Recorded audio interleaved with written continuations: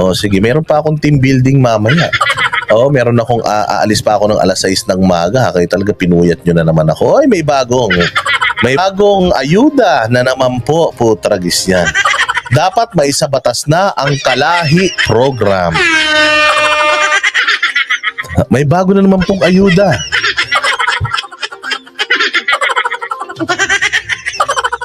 Nung una po, meron silang 4-piece. Nagkaroon po ng tupad. Nagkaroon ng AX. Nagkaroon ng AKAP. Meron pong Special Amelioration Program, SAP. Na may bago. Kalahi Program.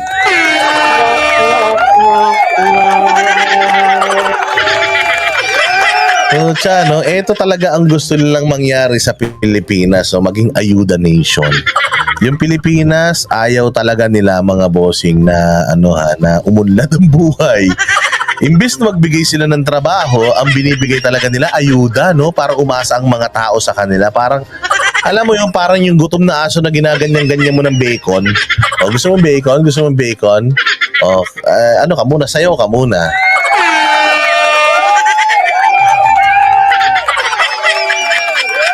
O, Tata 7607. O, mabuhay ka dyan sa sa New York. Oy, month end, ipasa mo dito yung ibang mga nyo, mga kapirahan ng kumpanya nyo. Bilis.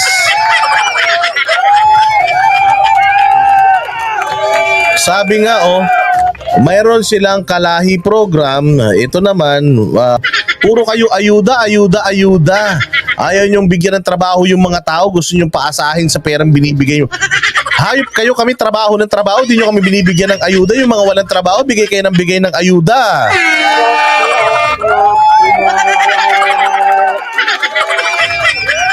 Mga hinayo pa kayo parang ano ba mga botante sa Pilipinas? Yung mga hampas lupa lang ba? Puros na lang yung mga binibigyan nyo mga hampas lupa. Paano naman kami mga medyo hampas lupa lang?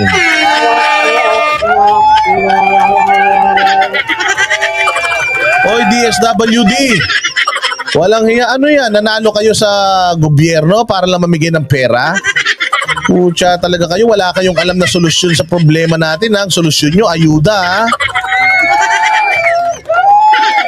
Tama. Sabi ni Michelle Magarin, kawawa ang mga nasa middle class. Totoo yan. Putangin na yan. Ang laki ng buwis na binabayaran namin kahit isang ayuda wala akong natanggap sa hinayupak na yan.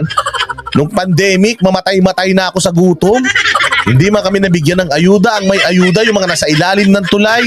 Ang sarap ng buhay ng mga yan. Gigising sila. Anong oras na lang? Anong oras na? Tanghali na? Ucha, ano ba naman yan? May sinaing na ba? Wala pa? Samantalang kami, gigising kami. Mayroon akong live ngayon. Gigising ako mamayang umaga. Magbibihis pa ako, mag-ano ko sa traffic. Papasok pa ako sa kumpanya. Tapos pag sweldo ko, putya, mauuna pang kumuha ng pera ko yung yung PhilHealth, SSS, yung BIR, punyeta kayo. Mauuna pa silang kumuha ng pera bago ko makuha yung pera, nabawasan na nila. Tapos etong mga may hirap na ito, na walang ginawa kundi mag-anak. Pag walang ulam, kung ang kinakain nila ay isa't isa,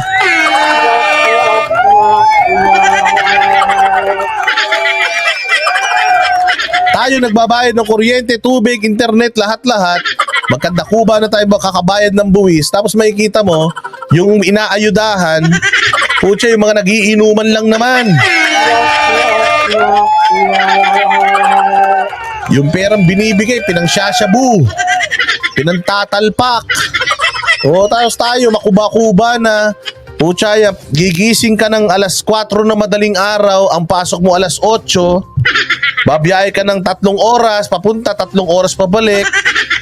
Tapos ang baon mo, itlog na lang. Tragis yan. Araw-araw na hirap ka sa buhay mo. Pag sweldo mo, malayo pa yung sweldo, ubos na naman. Nangungutang ka na naman. Putya yan. Tapos ang may ayuda, yung mga walang silbi sa buhay. Yung gigising ng tanghali. Tapos mag-aabang ng ayuda galing sa pamahalaan. Reggie RTS, thank you very much sa iyo. God bless you, ha. Mabuhay ka. Sana mabuhay ka na mahabang mahaba. Oo, yung walang katapos ang buhay.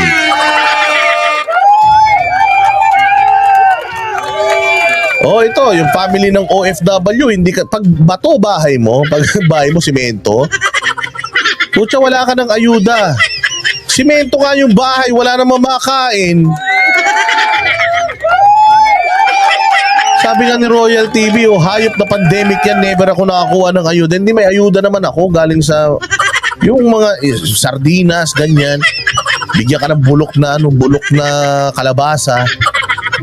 Oh, putya, may kalabasa, hindi nga magkakatugma yung binigay na ayuda dati. Natanggap ko, ayos may kalabasa, may asukal, tapos mayroong macaroni. Putang ina, ano maluluto ko dito? Kalabasa, macaroni, asukal. Alam mo yun, yung natanggap kong ayuda, yung hindi binibili sa grocery. Buisit na yan po, tsaya. Anong luto? At least man lang sana nagbigay sila ng ayuda, di ba? Miswa, sardinas na madami, tapos patola. Di ba at least meron kang miswa patola? Puta, siya kalabasa, asukal, macaroni, tapos condensed milk. Puta, anong gagawin ko rito? Di ko mauulam to.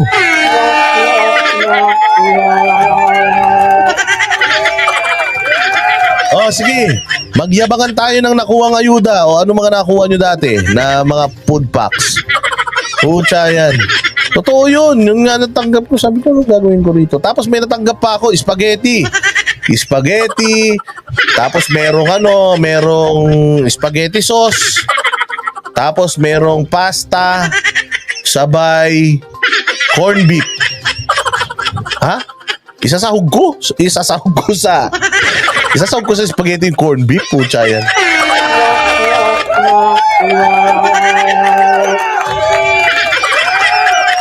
Visit na yan, oh. Sabi nito, 3 kilograms rice, that's it. And spaghetti pack. Buti nga sana kung spaghetti, meron mga ganyan, luncheon meat, maling. Oo, pucha nakalagay do, spaghetti sauce, pasta, tapos suka. Ano yun? Spaghetti sauce, pasta, suka. Ano man naluto mo ron? Paksiw na spaghetti?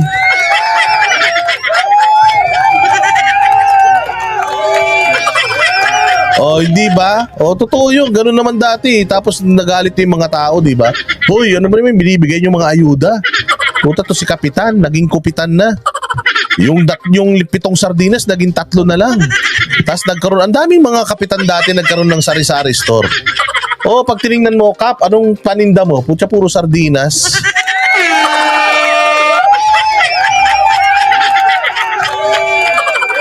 So, hayop na yan. Wala talagang pag-asa. Putya yan, Pilipinas. Puro ganito na lang. Yan ang sagot nila sa kahirapan. Kalahi program. Anong lahi ito? Mangkukulam? Anong mga kalahi ito? Lahing magnanakaw? O, kalahi program daw eh. Anong kalahi yan? Lahing mangkukulam, magnanakaw, manananggal, kapre. Buisit tong mga ito eh, no? Wala nang ginawang matino talaga tong mga to eh. Buti sana kung damay tayo dyan. Kalahi program. Sinong bibigyan nyo? Yung mga vlogger ni DDS. Sige na, okay na tayo.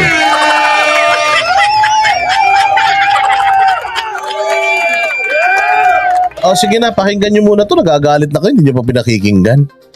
Nalalawagan ng Department of Social Welfare and Development sa Kamara na pansinin naman ang matagal ng hiling na maisabatas ang kapit-bisig laban sa kahirapan, comprehensive and integrated bago na naman sila. Kapit-bisig para sa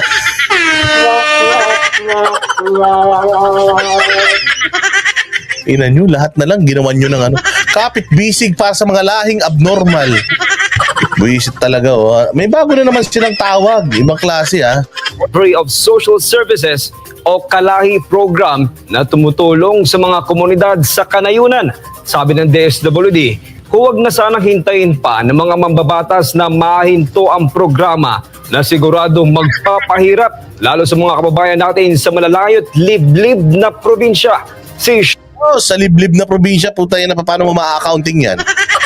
Dito nga, sa Metro Manila na, hindi nyo pa ma-accounting, ninanakaw nyo pa, lalo na sa liblib. Paano natin ma-audit yan? Iliblib yan. Style nyo bulok, magnanakaw.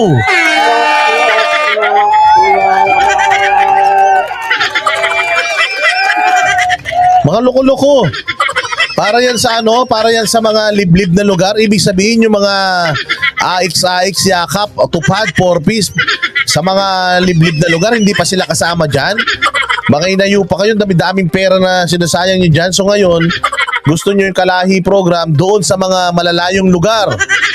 Pucha, yung mga pagnanakaw nyo, gusto nyo pang idamay yung mga nasa malalayong lugar, ha?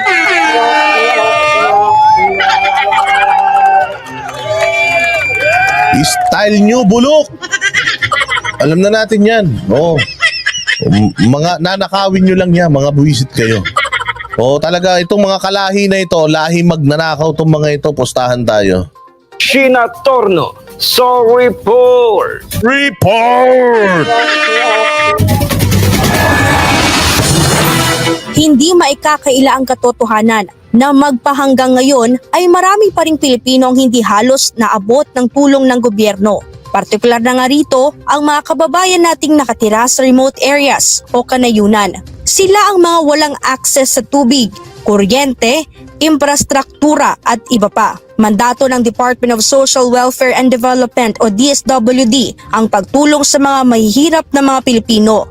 Ang Kapit-Bisig Laban sa Kahirapan Comprehensive and Integrated Delivery of Social Services o KALAHI ay isa lamang sa mga programa ng DSWD. Sa ilalim ng programa ay tinutulungan ang mga komunidad mula sa mga maliliit at mahihirap na munisipalidad sa bansa.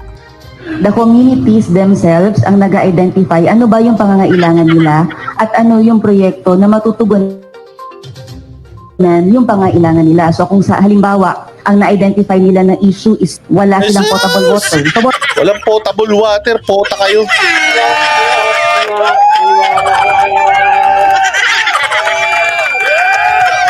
Nek-nek ninyo, puro kayo ayuda. Kainan yan, tinan nyo yung mga mukha nyo, mukha na kayong ayuda. Mukha na kayong pera, mga buwisit kayo. water system yung kanilang proposal. School buildings, roads, lahat po yun. School buildings? Ang inasagot ng local government dyan. Taragis kayo? Anong pakialam nyo sa school buildings? Pinakikialaman yung trabaho ng LGU. Pabayaan nyo LGU yung magtayo niyan. Loko-loko ba kayo? Binibigyan ng kapangyarihan ng DSWD ang isang komunidad na magplano, mag-ayos ng budget at magpatupad ng proyekto na makakatulong sa kanila. Sa katunayan, nasa 5 million pesos ang budget ng Kalahi program sa isang komunidad mula sa foreign at local funds. Kabilang ang mga mangingisda at magsasaka sa benepisyaryo ng programa tulad ng pagbibigay ng irrigation system, post-harvest facility, farm-to-market roads at iba pa. Pero aminadong nasa program manager ni si Attorney Bernadette Aquino Mapue Joaquin na hindi sapat ang pondo para mapalawak pa ang Pre, kailan ba sumapat yung pondo? Tanga na, lagi namang hindi sapat yan.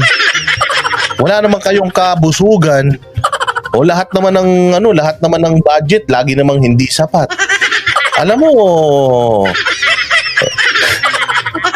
paano? Hindi lang yung mga community yung binubuhay nyo, pati yung pamilya nyo. Talagang kung gusto nyo mag-isapat yan, talagang mahal nyo yung ginagawa nyo, huwag kayong tumanggap ng sweldo. Kung talagang yung sweldo ninyo, i-donate nyo dyan. Magkano sweldo ko? 300,000. Ilagay mo dyan lahat para madagdagan.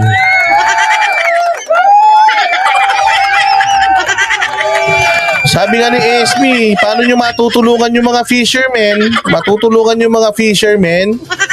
Tuta, manghuli kayo ng isda para sa kanila. Ano matutulong nyo sa mga magsasaka? Bilhin nyo yung bigas nila o kaya kayo magtanim para sa kanila. Dami nyong alam. Hindi daw sapat yung pera. Lagi naman hindi sapat na wala kayong kabusugan.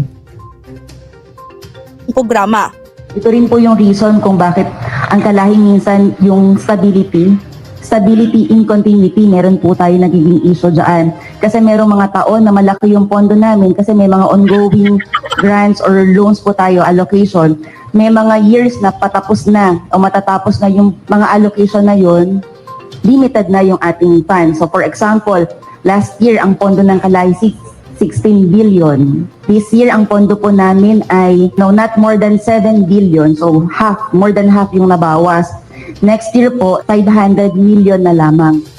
Oras na mabawasan pa ang pondo para sa naturang programa ay posibleng hindi na ito mapalawak pa para sa mga mahihirap na komunidad. Sa datos kasi ng ahensya, mahigit 2.5 million na mga community volunteer ang natulungan na ng programa. Nasa halos 800,000 naman na kababaihan sa kanayunan ang nabigyan ng trabaho at mahigit 22 million na mga pamilya ang benepisyaryo nito. Bukod pa dyan, nasa 2.1 million naman na mga manggagawa ang napapaswelduhan habang higit 83,000 sub-projects ang nais sa katuparan at napapakinabangan ngayon.